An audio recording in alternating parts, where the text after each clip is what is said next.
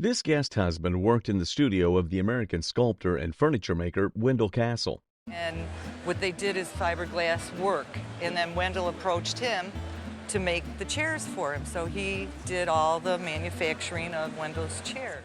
Upon starting his own company, which dealt in fiberglass works, he handled the manufacturing for all Wendell chairs. Wendell Castle, one of the most innovative and important figures of the 20th century, is regarded as the father of the art furniture movement. These pieces exemplify his vision for modern furniture, presenting the finest of 20th century design. Although best known for his wood furniture, these pieces add a hint of uniqueness as they are made of fiberglass. They were also produced for a short period of time in 1970, making them impossibly rare to find. Despite a good number of fakes in the market, certain details mark these pieces as originals. And I think it would be interesting to point out this rubber gasket along the bottom, which is an original detail.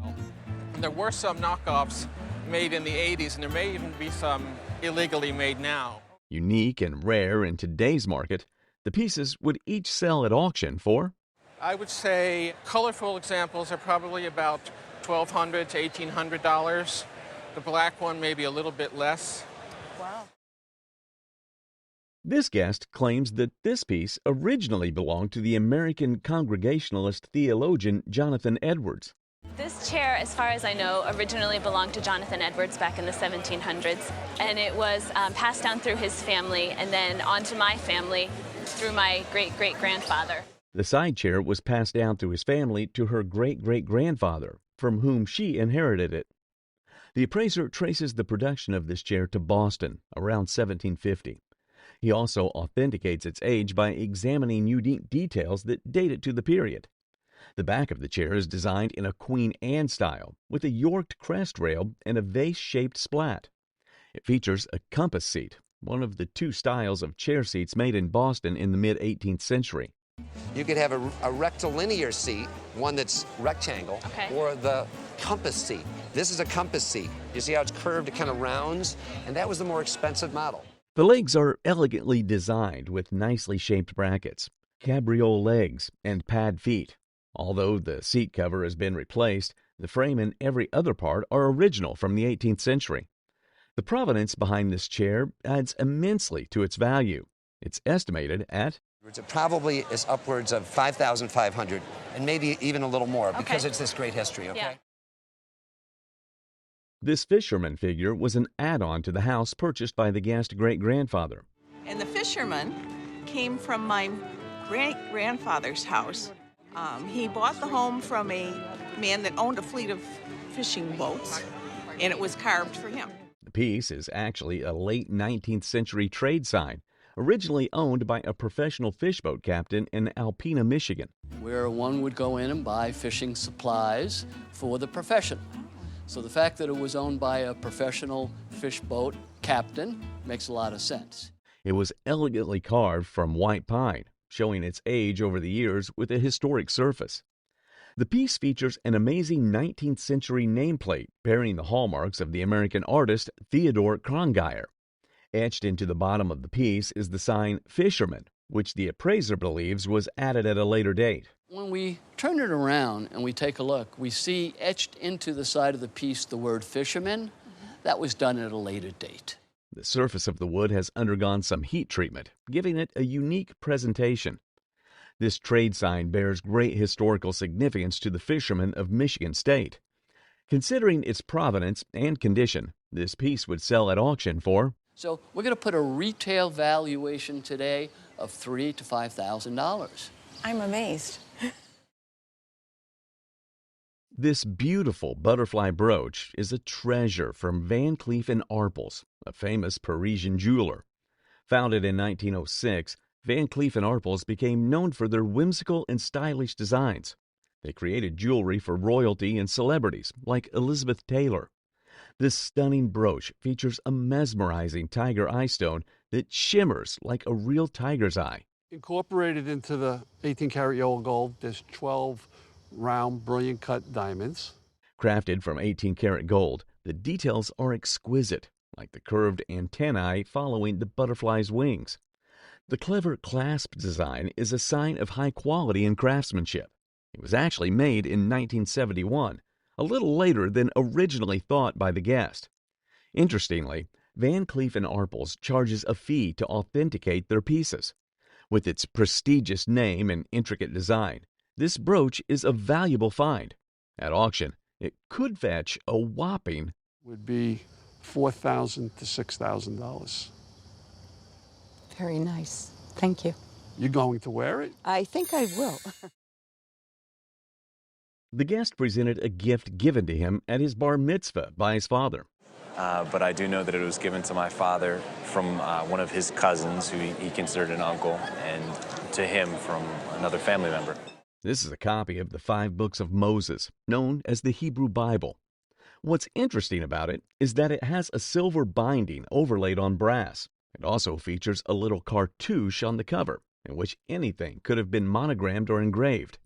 This kind of thing would have been given as a gift for a significant occasion. The book itself, dated 1722, was printed in Amsterdam. It's a very early Judaica piece, of which there weren't a lot to begin with, making it quite rare. The fact that this item has survived centuries intact and is still very elaborately and richly decorated is remarkable. Although a few condition issues are seen, it's missing a bit of decoration on the binding and its engraved title page. And that's not the end of the world. What collectors will often do is find a copy of the similar work and get a reproduction of the title page and have it tipped into the book so that it's complete. For such a rare Judaica piece with silver binding overlaid on brass and the little cartouche, this would have a price value of... You probably want to look in the $8,000 to $10,000 range. Oh, wow. So a little better than the rollerblades, yeah, I guess so, in retrospect. The guest brought family heirlooms to the show today. Been in the houses of my aunt and my mother, and they've been in an office building that I've owned for the last 15 years. And we have a French brass inlaid corner cabinet here. This style of decoration is often referred to as boule work. André Charles Boule, a French cabinet maker, whom the technique of decoration of these pieces was named after. He was a cabinet maker for Louis XIV and for the royal court, so that's the late 1600s, early 1700s. This technique involves laying brass into ebony, with tortoiseshell and pewter also used. The cabinets actually date from about 1870 to 1900. And one of the reasons we kind of know that is partially this form, because we didn't have really corner cabinets when Boule was active. And the other thing is the type of technique of how this is done. One of the interesting things you'll notice about them is the fun monkeys in reverse designs. The ebony used on these was like a skin, although really expensive, but it covered up the less expensive wood used to carve the cabinets. Although this type of furniture is somewhat out of fashion nowadays, and they belong to the corner, hence the name corner cabinets. It's a little bit tough to sell them at auction due to some damages seen on them.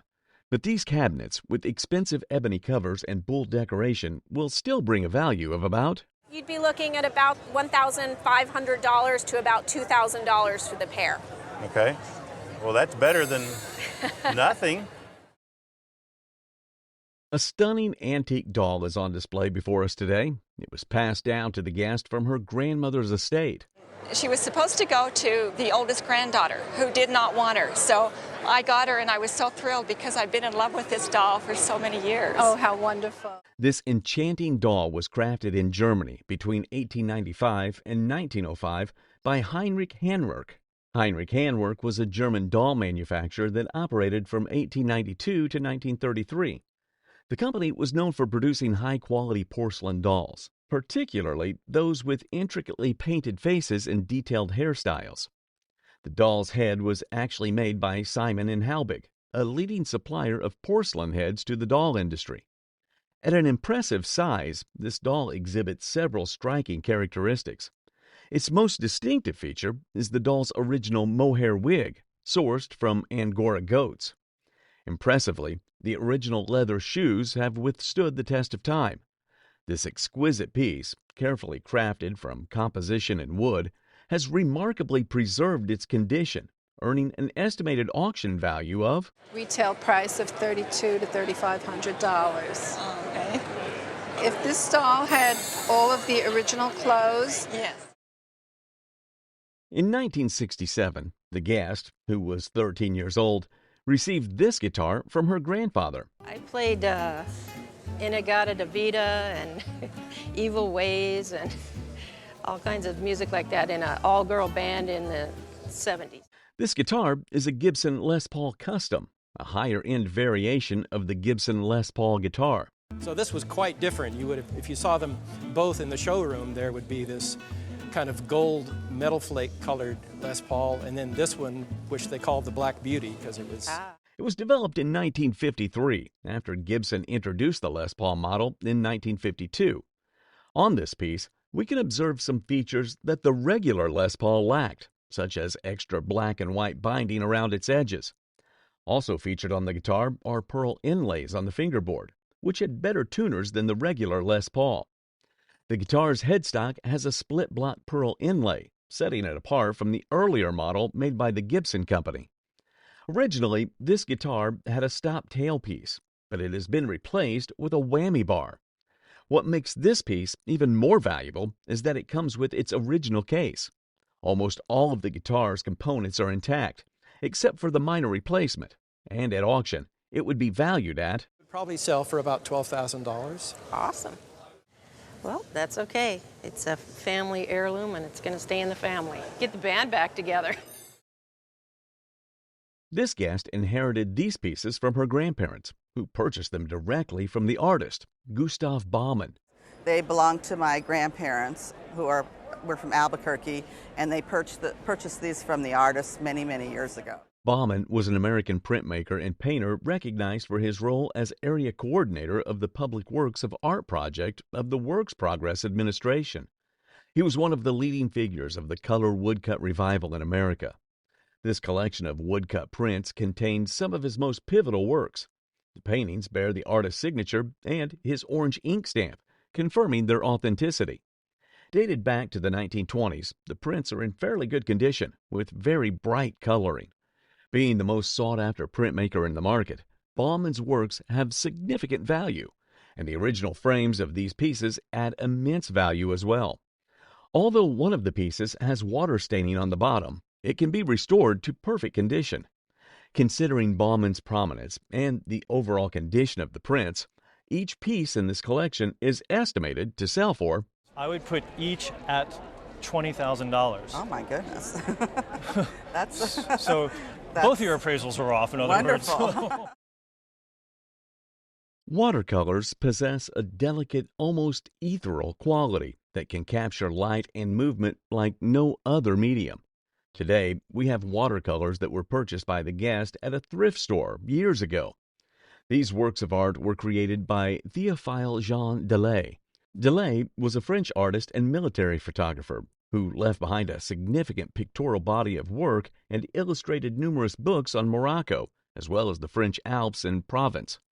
There are inscriptions on the lower part of these paintings, the markets of Fez and Tinzoline, respectively. The piece titled Tinzoline depicts a scene of mud brick buildings, while the one inscribed The Markets of Fez showcases a vibrant market scene.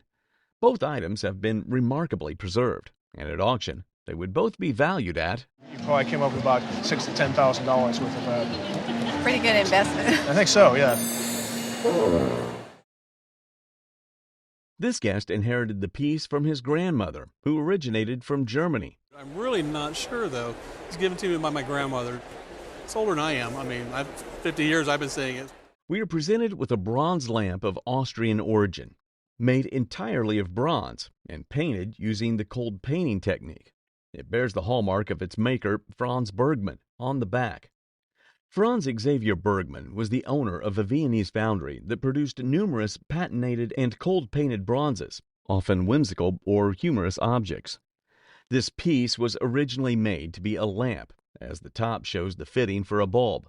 And this was always meant to be a lamp.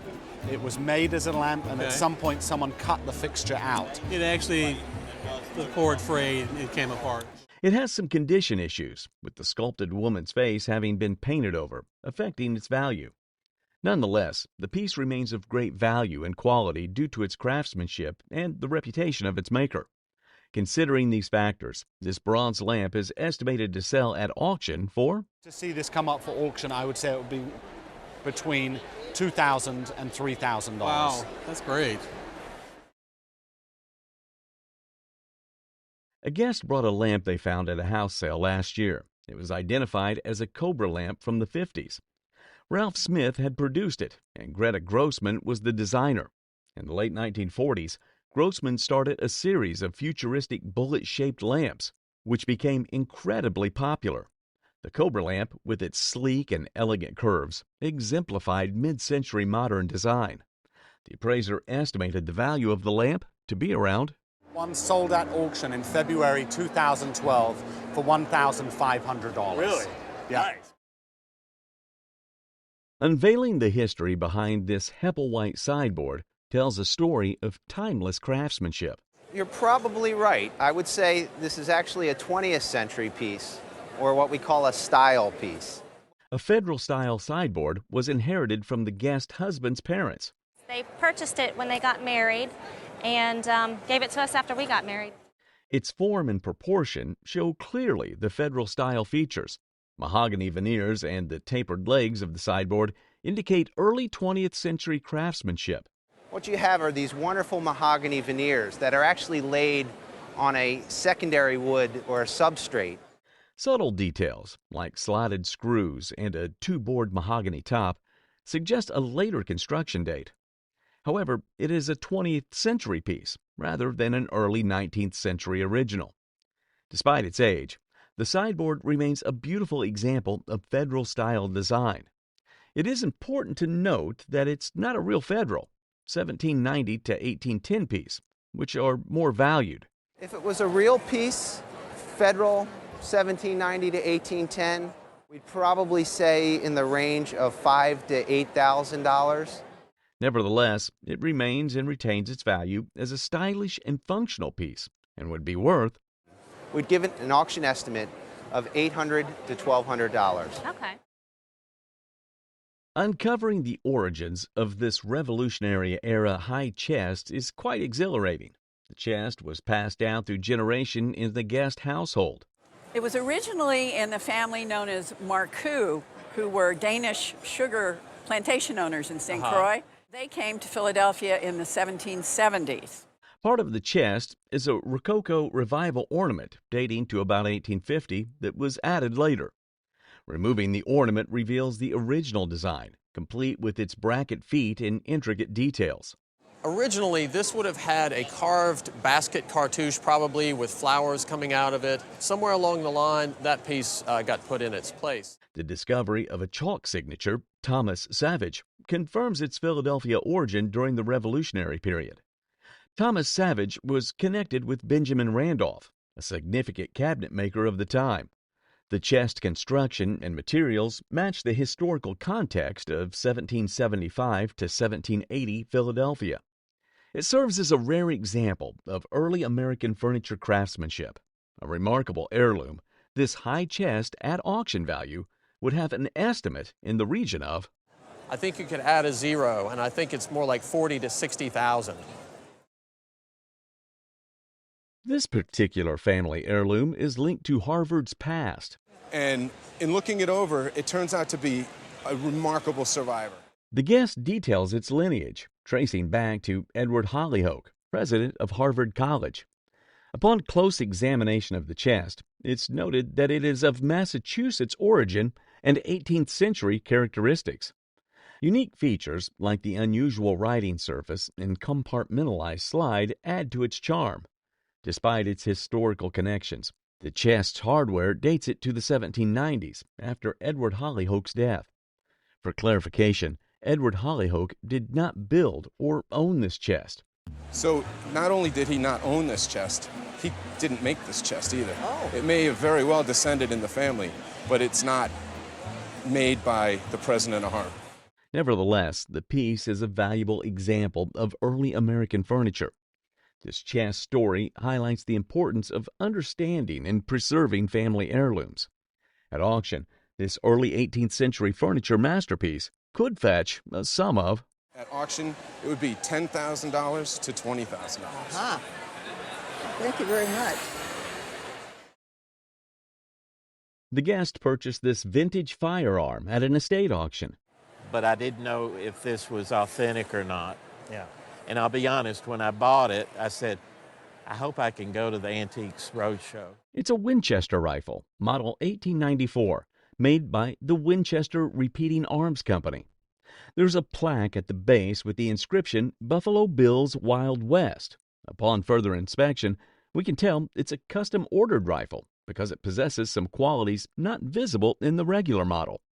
This particular rifle is half-round and half-heptagonal, with a half-button magazine. Generally, they would be all round or all octagonal. Okay. And most of the production had the full magazine that came all the way out towards the muzzle. Additionally, it has a custom trigger job to reduce trigger pull weight and improve shooting accuracy. The barrel of this firearm was created from a combination of high-grade walnut wood and metal. Even though it was made such a long time ago, the firearm still retains all of its components.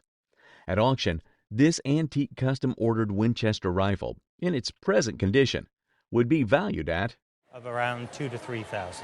Ah, I just had no idea that this was all special order, and I just thought it was routine out of the factory. It was discovered at a flea market in upstate New York and purchased for $2. A 1928 first edition of Das Werk by Franz Masseriel is a prized collectible. Belgian artist Franz Masseriel is renowned for his socially and politically themed woodcuts. Exquisite woodcuts reveal captivating, silent narratives. This is really the forerunner and the birth of the modern-day graphic novel, like Art Spiegelman's Mouse. Woodcut is a technique, carving an image into wood for printing. Woodcut enhances Masseriel's narratives, emphasizing his social commentary. Das Werk symbolizes Masseriel's pioneering influence on graphic novels today. The appraiser valued the item for its historical significance and artistic mastery.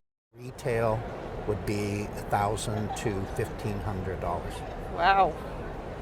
That's pretty good.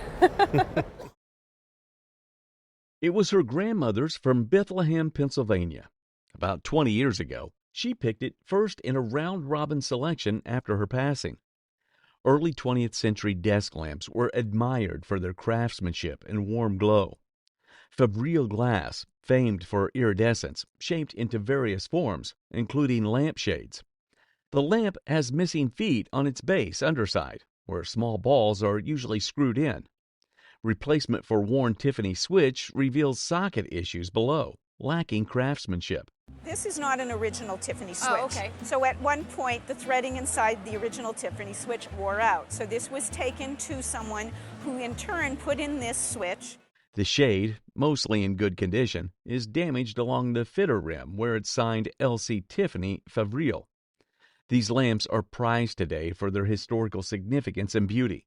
The appraiser valued its historical significance and artistic beauty. Something like this in the market today, in the condition it's in, for retail would sell between $15,000 and $20,000. On display before us are two significant items with a fascinating history: a 1945 Japanese internment camp yearbook and a pamphlet. The items have a personal connection, having belonged to the guest's father, albeit not from his graduating class. These items hail from Topaz Camp, a Japanese-American concentration camp in Delta, Utah during World War II. The yearbook gives no hint of its unique history, appearing entirely ordinary. A snapshot of the concentration camp is preserved on the end papers. What are all the signatures? These were friends, classmates that were wishing him luck and good wishes. And The front glass includes a picture of our guest father, who served as president of the sophomore class at the time. he's told me a story of like leading a walkout actually from the high school in Topaz because of the way they were teaching history. This pamphlet, in the guest opinion, embodies the spirit of the yearbook's content. These yearbook and pamphlets are extremely rare and in such good condition that they would collectively fetch Of $500 to $1,000 retail. I mean, where are you going to get another yearbook like this? You touch it and you can almost feel the emotion. Displayed on the show today is an oil painting that the guest purchased at a flea market 8 years ago. He said it's expensive, and I told him, well, what you want? And he told me $45. So I paid him $45. This particular painting was created in the 1950s by Paul Berlin. Berlin was a 20th century American modernist and abstract expressionist painter. He was the youngest artist to be included in the seminal Armory Show of 1913 in New York. Berlin's paintings from this period often feature dynamic, energetic compositions. He used bold gestures and vigorous brushwork to create a sense of movement and intensity. In the lower right corner of the painting, we can discern the artist's signature. The painting is primarily non-representational, focusing on abstract shapes and forms rather than depicting recognizable objects or scenes. Although there is minor wear visible on the canvas of this painting, being the work of Berlin, it would still be valued at... I'd put a conservative auction estimate on it of $20,000 to $30,000. Whoa. It's good. Today's piece can be said to be about the importance of exploring hidden artwork gems. And this piece is a color lithograph. It is numbered at the bottom left corner in pencil 99/250. This estate sale discovery was acquired by the guest as she was drawn to its vibrant colors. The piece is identified as a work by Alvin Hollingsworth, an influential figure in African American art. Hollingsworth's work from the late 1970s, titled Attack at Dawn, depicts a scene from his Don Quixote series. So that's actually Don Quixote and his partner attacking these windmills that they think, or at least he thinks, is a ferocious giant. The technique used for the lithograph involved using multiple plates for each color. Concerns about the backing not being sealed highlight the importance of preservation for such items. Despite the minor issue, the guest's initial investment has proven to be a significant return. This piece that connects people to a broader historical and cultural narrative is worth... I would place it at around $950. Wow. Which is not too bad a return on your investment. Right. We get a glimpse into history as we uncover the story behind this oversized Albumen print from Germany. The print is likely from Mark Neukirch in Germany, known for its brass instrument production. It was commissioned by an unnamed musical instrument company. This is a type of work that most likely would have been commissioned by a musical instrument production company. Dating back to between the 1880s and 1900, the print showcases the craftsmanship of that era. The print is pasted to an older mount. As you can see, the mount is breaking. Also, as characterized of Albumen prints from that period, it has significant size and detail. Prints like this allows us to appreciate the rich history of early photographic techniques. Plus, the artistic value of such prints also makes them highly sought after. Highlighting the historical significance of such early photographic technique, it is estimated to be worth... At auction, I would estimate this for $1,200 to $1,800, and I think it could sell for a lot more than that. Thank you. Unveiled is this timepiece treasure, which is a rare aviator's watch designed by Charles Lindbergh. The watch was acquired by the guest's father, who had a passion for watches. It was made for aviators by Lindbergh and Long Guides. This watch was designed by Charles Lindbergh after he flew across the Atlantic, and he worked with Longines to make an aviator's watch. Pilots wore these large watches over layers of clothing in unpressurized cabins. Made between the 1930s and 1940s, this particular model is the most valuable version produced. It also was once a practical tool for aviators braving the cold. The acquisition of this watch shows what a keen eye for hidden gems the guest's father truly had. Do you have any idea what he paid for it? Actually, I do. He paid no more than $100. $100, 30 years ago. In a retail market, highlighting this watch's rarity and importance, its value is sure to sit around. Probably would run around $12,000. Thank you. My father's going to be pleased. When I started in business, everything was the size of a quarter, and now it's come full circle. Big watches are really, really in. Before us lies a scrapbook filled with memories of the guest grandfather, Clyde Millan. Clyde Millan was an American professional baseball player who played in the major leagues from 1907 to 1922, enjoying a long and successful career. He was a center fielder and played for the St. Louis Browns and Washington Senators, earning recognition for his impressive skills and contribution to his team's success. Clyde Millan played with Walter Johnson on the Washington Senators from 1909 to 1922, and they were teammates for 14 seasons, forming a strong bond on and off the field. Walter Johnson, also known as the Big Train, was a legendary pitcher and one of the greatest players in baseball history. Clyde Millan's illustrious career was marked by several notable records. The most compelling entry in his scrapbook is a petition from the Cleveland baseball team prompted by the tragic loss of a teammate. In 1920, after one of their teammates, Ray Chapman, had been hit in the head with a baseball thrown by Carl Mays. This remarkable scrapbook, including the signed petition, is valued at an estimated auction price of... I'd put an auction estimate of $800 to $1,200 on it, that's okay? On the other hand, the signed petition is far more valuable due to its historical significance, with an estimated auction price of... I'd put an auction estimate of $5,000 to $10,000 on it. Would you really? Oh, that's terrific. The guest displayed an axe that had belonged to her grandfather. Originally, the item belonged to Dr. Mott Martin, a missionary who had worked in the Belgian Congo. Dr. Mott Martin had given it to the guest's grandfather around 1904 or 1905. The guest also presented an article by Dr. Mott Martin detailing his experiences in the Belgian Congo. The axe was described as a headhunter's axe. The appraiser explained that it was a symbol of authority used by chiefs and tribal leaders as a sign of power. The blade, made of forged iron, had been crafted in Africa, and the wooden handle was covered with copper, nailed down. The axe had been made by the Songye tribe, originally from the Belgian Congo. The appraiser mentioned that the more elaborate versions of such axes could be worth thousands of dollars. Given the condition and design of this particular axe, the value suggested was... This is probably worth $2,000 to $3,000 conservatively. I'm glad to hear that. Yeah. The guest brought in a guitar that belonged to his grandfather, evoking childhood memories of him playing. He inherited the guitar and sought to learn more about its history. The appraiser identified it as a 1963 Gibson Hummingbird model. And the Hummingbird model was one of Gibson's more expensive acoustic guitars. So this sold for $275. Confirmed by the serial number on the label and back of the headstock. This model is distinguished by its South American mahogany back and sides, mahogany neck, spruce top, and rosewood fingerboard and bridge.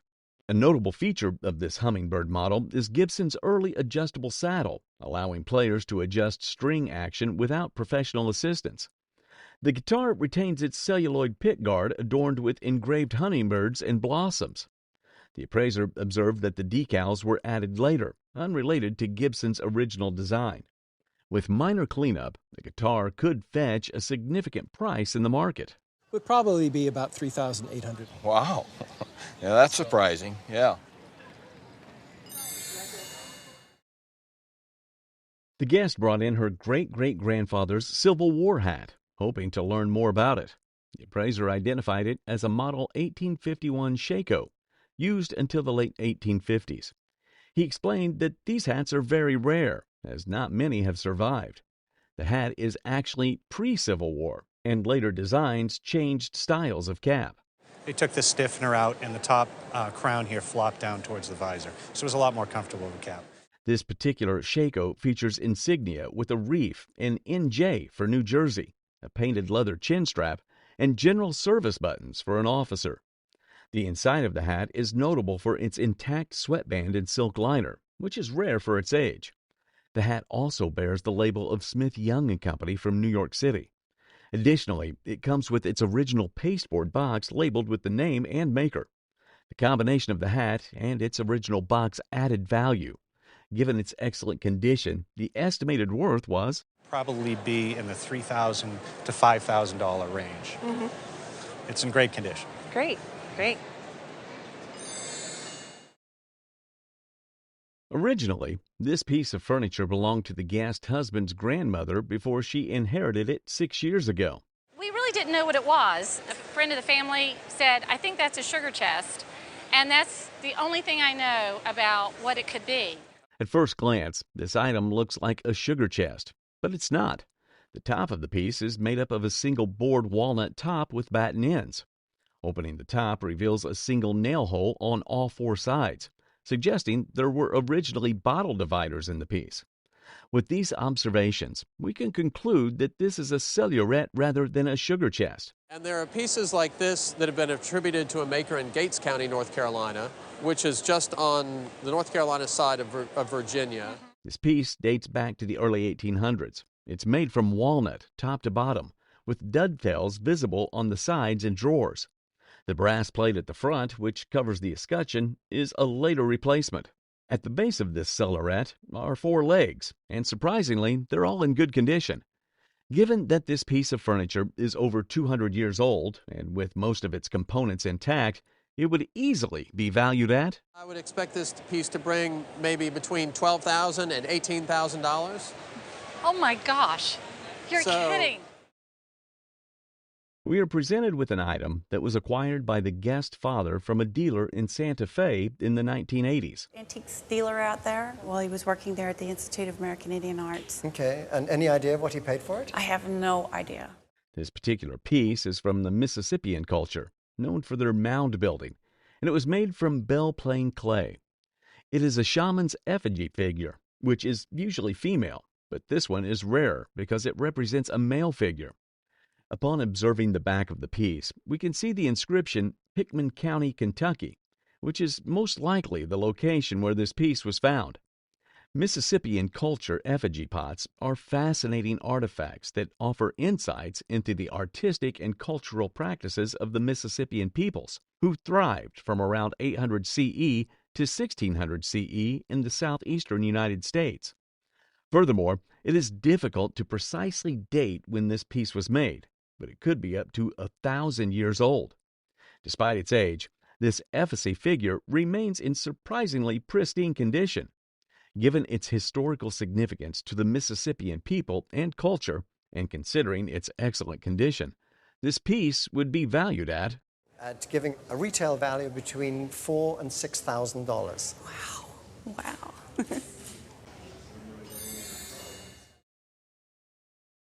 Unveiled is this extraordinary collection of Toby jugs, a whimsical tribute to the Allied leaders of World War I. Each one of them shows various characteristics of their country, their military forces, and we'll use this one here as an example. These masterpieces were mysteriously acquired by the guest grandfather during a weekend trip to Ottawa. Originating in the late 18th century, Toby jugs often depicted famous figures with satirical flair.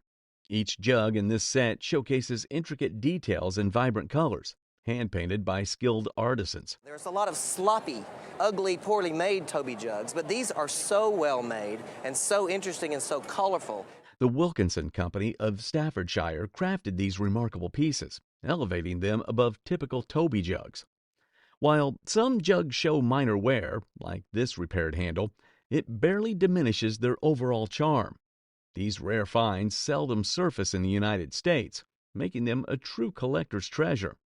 In today's market, considering their exquisite craftsmanship and scarcity, this set of World War I Allied leaders' Toby jugs is valued at somewhere between $4,000 and $6,000, which is really a nice amount.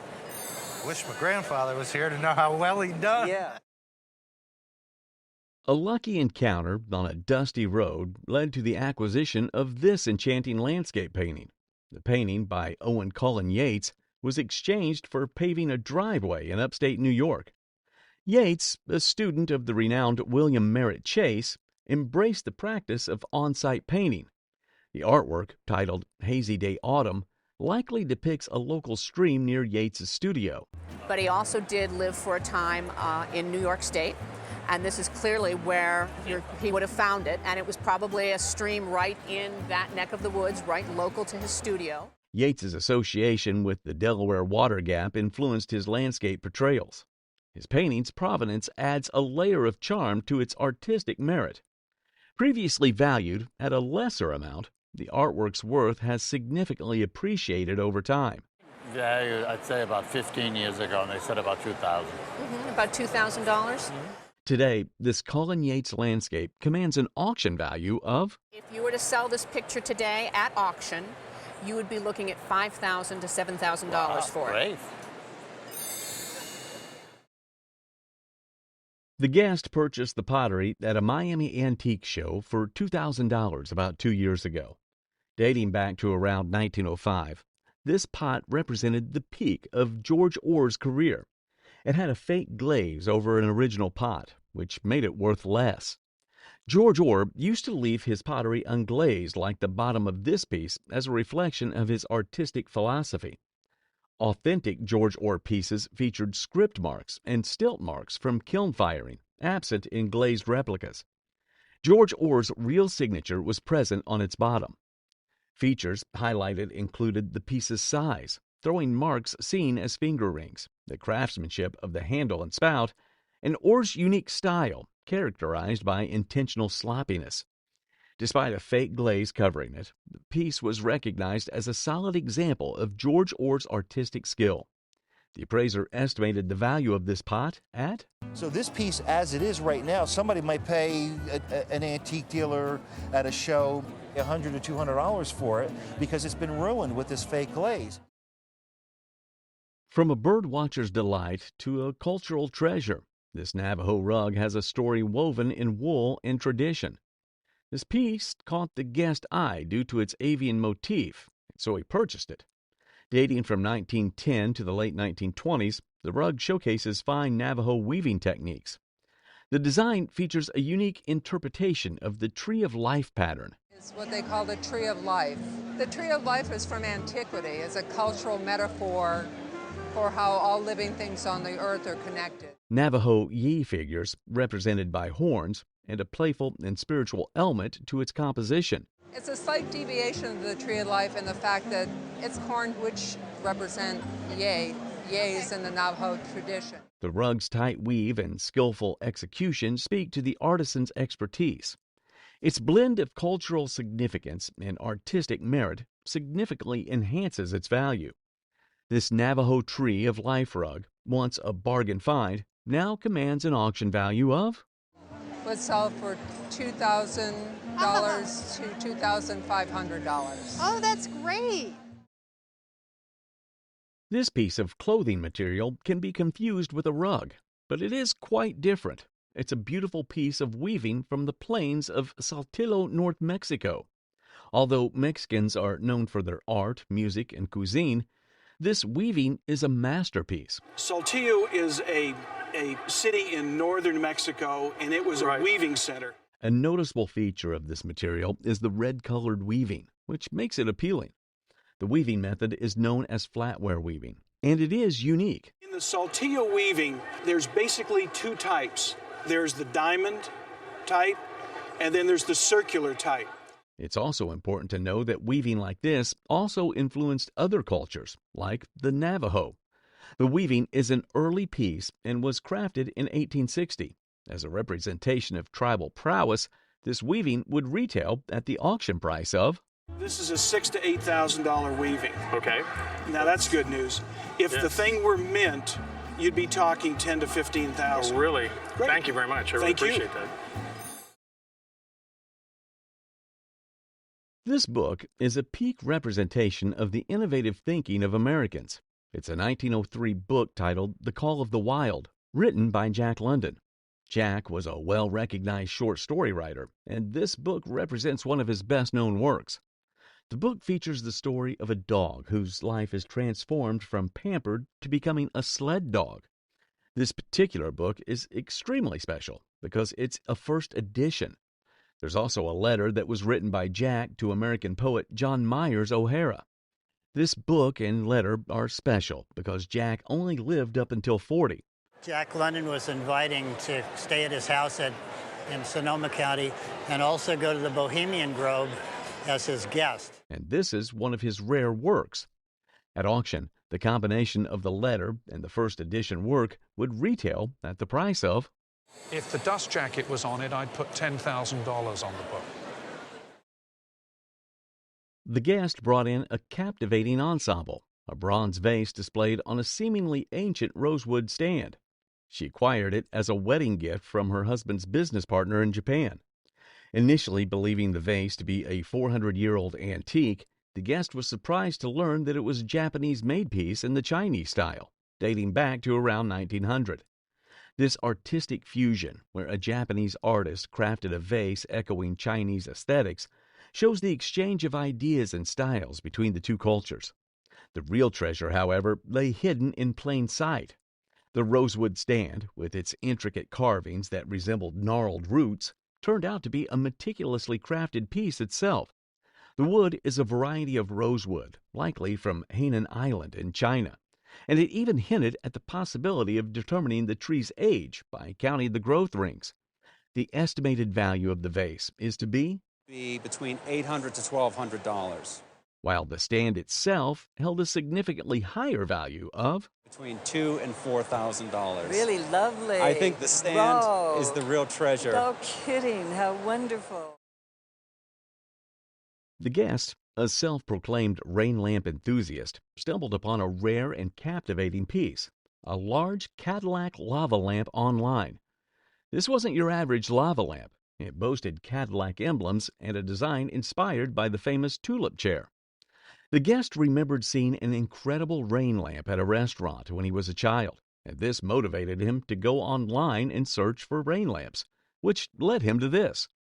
This unique Cadillac lamp was priced at $200, but the guest negotiated a price of $150 and even drove to Milwaukee to get it. The influence of Eero Saarinen's tulip chair on the lamp's base further highlights its distinctiveness.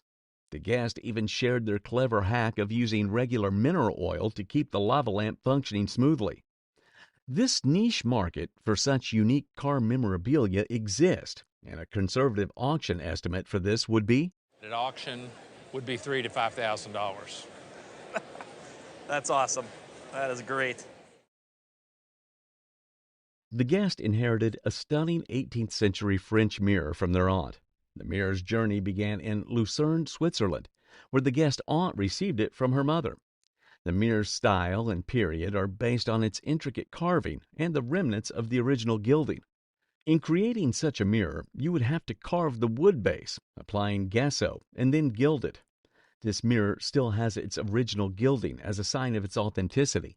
The back of the mirror, roughly cut, reflected the practicality of 18th century furniture making. The focus was on the aesthetics of the front and the back, which were left unfinished. The mirror plate itself was likely a replacement, as the original would have deteriorated over time. The presence of wormholes further supported the mirror's age, as such damage was common in French furniture from that era.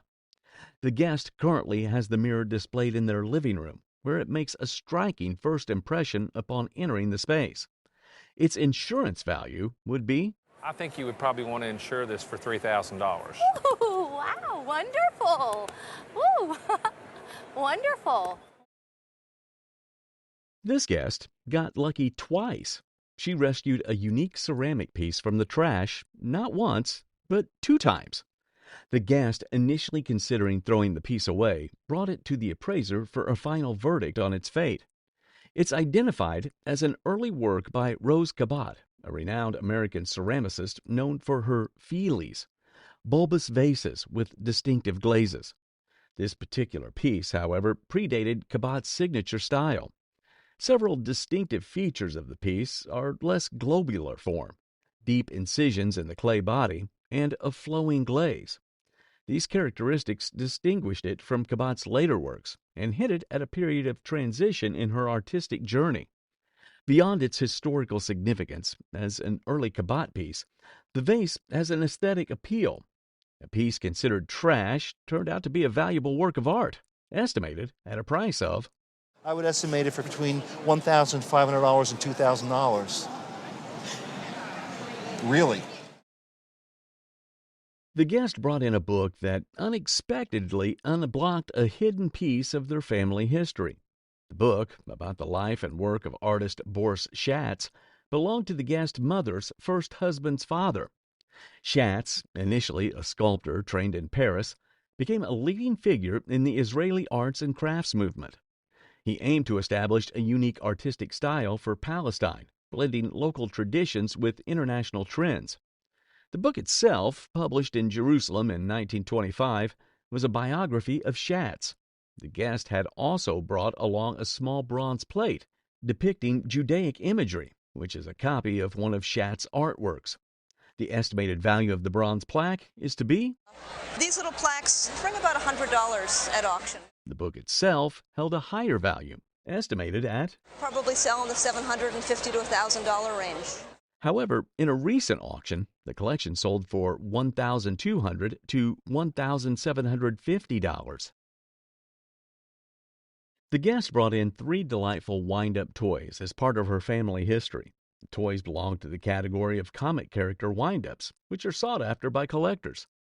They emerged during the early days of character licensing, a concept that now dominates the toy industry, with movies and television shows driving the creation of branded merchandise. Back in the 1930s, these wind-up toys featuring popular characters like Charlie McCarthy, Pinocchio, and Minnie Mouse were a novelty. The rarest and most valuable toy among the 3 was Minnie Mouse, and the 2 key factors contributed to this. Unlike the standard tin construction of Charlie McCarthy and Pinocchio, Minnie Mouse and the accompanying Pluto figure were crafted from celluloid, a fragile early plastic. This unique material made the Minnie Mouse toy less common and therefore more desirable to collectors. Beyond its rarity due to the material, the Minnie Mouse toy was exceptionally well preserved. The estimated value of the Charlie McCarthy and Pinocchio toys is? And these would be around $150 each. However, the Minnie Mouse toy, due to its rarity and material and excellent condition, reached a staggering was around $2,700. Wow. In a recent auction, the collection sold for between $900 and $1,500. The guest brought in a collection of historical items that belonged to their grandfather, James Patrick Good Hughes. In 1913, James and his brother were on a launch in Baltimore Harbor when a Welsh firefighter loaded with dynamite exploded. The brothers bravely sprang into action and rescued 11 people who jumped or were pulled from the burning ship. The British government, in recognition of James's bravery and kindness, awarded him a medal and a pocket watch. The watch, made by J.W. Benson, was a Demi Hunter, a style designed for hunters who needed to check the time quickly.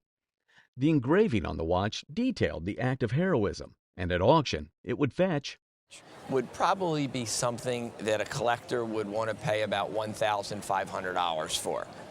The medal, a George V medal, further acknowledges James' valor in saving lives and would probably fetch. Your medal would bring in the $200 to $300 price range. The ship's owner and captain also presented James with a gold cigarette case as a token of their gratitude. The cigarette case, at an auction, would fetch is something that would be in maybe the $2,000 to $3,000 range. Oh. As a group, it held immense appeal for Baltimore collectors, watch collectors, and maritime collectors alike, with a combined value of could probably bring a group like this more into the $8,000 or $9,000 value. Oh, I'm surprised. That's good.